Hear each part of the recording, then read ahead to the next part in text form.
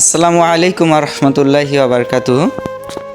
আমার সাথে যাকে দেখতে পাচ্ছেন উনি হচ্ছে আমাদের কেন্দ্রীয় মসজিদের তারাবির ইমাম, আমাদের সম্মানিত হাফেজ সাহেব। তো আজকে দুটো কথা বলবো, এটা শুধু ওনাকে উদ্দেশ্য করে না, সারা বাংলাদেশে যে যে মসজিদে খতম তারাবি হচ্ছে এবং যে হাফেজরা খতম তারাবি পড়াচ্ছে, আমার এই ভিডিওটি শুধুমাত্র মসজিদ কমিটির উদ্দেশ্যে।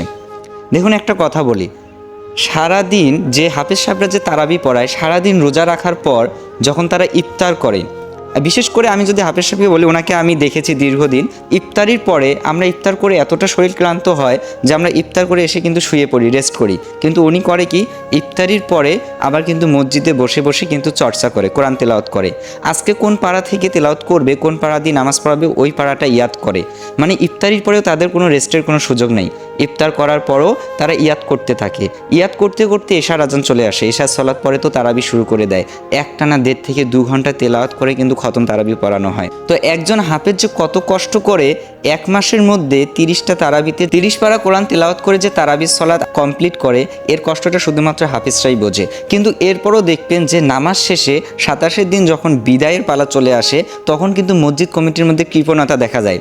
মসজিদ কমিটির মাঝে এমন কৃপণতা এবং সংকীর্ণতা চলে আসে যে তাদেরকে প্রাপ্য যে তাদের সম্মাননা যে হাদিয়াটা, এটাও কিন্তু অনেক হাফেজ সাহেবরা প্রপারভাবে পায় না। অনেকে মন খারাপ করে মসজিদ থেকে বিদায় হয়ে যায়। তো আমার এই ভিডিওটির উদ্দেশ্য একটাই, যত মসজিদ আছে বাংলাদেশে আর যত মসজিদে খতম তারাবি হচ্ছে, অন্তত পক্ষে কোনো মসজিদ থেকে একজনও কোরআনের হাফেজ যেন মন খারাপ করে যেন বিদায় না হয়। তাদের জন্য আমরা যেন যথেষ্ট পরিমাণে তাদের যে সম্মাননা দেওয়ার দরকার, এটা যেন আমরা তাদেরকে দিতে পারি।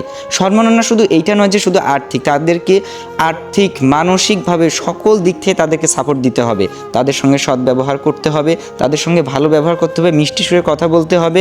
তাদেরকে সম্মানের সঙ্গে আমরা যেভাবে মসজিদে দাওয়াত করে নিয়ে এসেছি, ঠিক ওইভাবে সম্মানের সঙ্গেই বিদায় দিব।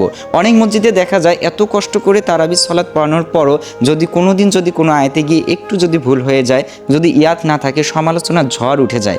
বলবো, ভাই আপনি পারবেন, আপনি একটা দিন চেষ্টা করে দেখেন না যে তারা কতটা কষ্ট করে প্রতিটা দিন তারা তারাবির মধ্যে 20 রাকাতের মধ্যে 1 পারা করে তেলাওয়াত করে। এটা কিন্তু মুখের কথা না। 30 পারা কোরআন তারা সিনার মধ্যে রাখে, না দেখে 30 পারা কোরআন তারা তেলাওয়াত করে শোনায় আপনাদেরকে এক মাসে সারাদিন রোজা রাখার পরও। তো আমার সবার কাছে বিনীত অনুরোধ থাকবে, বাংলাদেশের প্রত্যেকটা মসজিদে প্রত্যেকটা কমিটির কাছে আমার অনুরোধ থাকবে, অন্তত পক্ষে কোরআনের হাফিজটা যেন অসম্মান না হয়, তারা যেন মনে কষ্ট না পায়। তাহলে কিন্তু আমাদের পুরো 30 দিনের নামাজ কিন্তু বেথা চলে যাবে। আল্লাহ তাআলা কিন্তু আমাদেরকে ক্ষমা করবেন না।